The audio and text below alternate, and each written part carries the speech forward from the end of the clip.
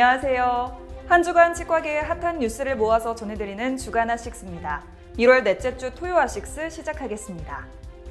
대한치과기공사협회 최병진 회장 직무대행이 취업 박태근 협 회장을 만나 치과계 현안에 대해 논의했습니다.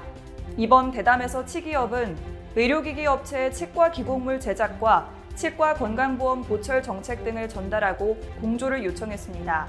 특히 최 직무대행은 한국치의과학연구원 설립을 위해 치과계의 모든 단체가 협업해 논의해야 한다고 강조했고, 박태근 협 회장은 신중히 검토 후 양측이 상생할 수 있는 길을 찾아보겠다고 말했습니다. 덴텍스 2022에 참석한 개원 예정이 819명을 대상으로 실시한 설문조사 결과에 따르면 10명 중 8명은 경기, 서울 등 수도권 개원을 고려하는 것으로 나타났습니다. 또한 예상되는 개원 비용으로는 3, 4억 원이 가장 많았으며 4, 5억 원과 2, 3억 원 등의 순으로 집계됐습니다. 이어 계획하는 개원 형태로는 단독 신규 개원이 과반을 차지한 가운데 단독 인수 개원이 14%, 공동 신규 개원이 13%, 공동 개원 합류가 4%인 것으로 조사됐습니다. 헌법재판소가 서울시 치과의사회 소송단 측에 비급여 공개 보고에 관한 의료법 제45조 제1항 등 위헌 확인 소송에 대해 오는 3월 24일 공개 변론을 실시한다고 밝혔습니다. 이에 소송단 측은 환영의 입장을 나타내며 법률상의 쟁점부터 개인정보 보호 문제까지 낱낱이 밝히겠다고 강조했습니다. 조선대학교 치과대학병원 연구팀이 치과 병의원 등을 대상으로 전산 프로그램 사용 실태를 조사한 결과 10곳 중 1곳이 외부 해킹 피해를 경험한 것으로 나타났습니다.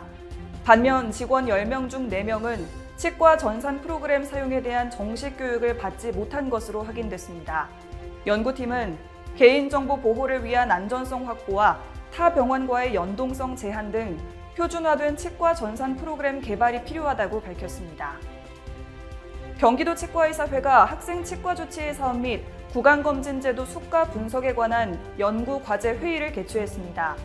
이번 회의에서 경치는 회원과 학부모를 대상으로 학생 치과조치 사업 및 구강검진 개선 방안에 대해 설문조사를 시행한 결과 회원 대부분은 노동력과 시간에 비례하는 수가 인상이 필요하다고 응답했다고 밝혔습니다.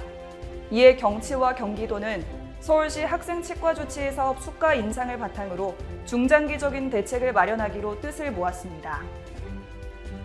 지역 내 병의원 수가를 비교하고 이용 후기까지 공개하는 플랫폼 서비스가 비급여 진료비 공개제도 도입 이후 활기를 치고 있는 것으로 나타났습니다.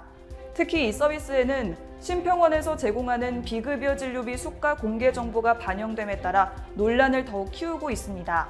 심평원은 홈페이지를 통해 본 공개 자료를 영리적 목적에 활용할 경우 의료법 등에 저촉될 수 있다고 명시하고 있어 꼼꼼한 관리가 요구됩니다. 대노뉴스는 치과인 여러분의 제보를 기다립니다. 경조사, 인사동정, 봉사활동, 각종 행사 소식 등 치과계에 공유할 어떤 소식도 좋습니다.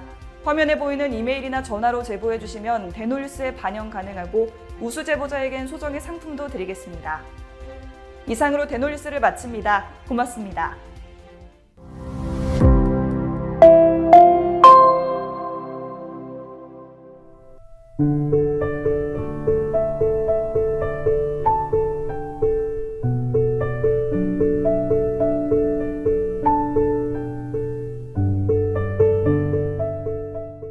곰탕은 8,000원. 특곰탕은 10,000원? 특곰탕은 뭐가 다른겨? 뭐가 달라도 다르겠쥬. 임플란트 하면 좋은겨? 뭐가 달라도 다르겠죠. 오스템 임플란트.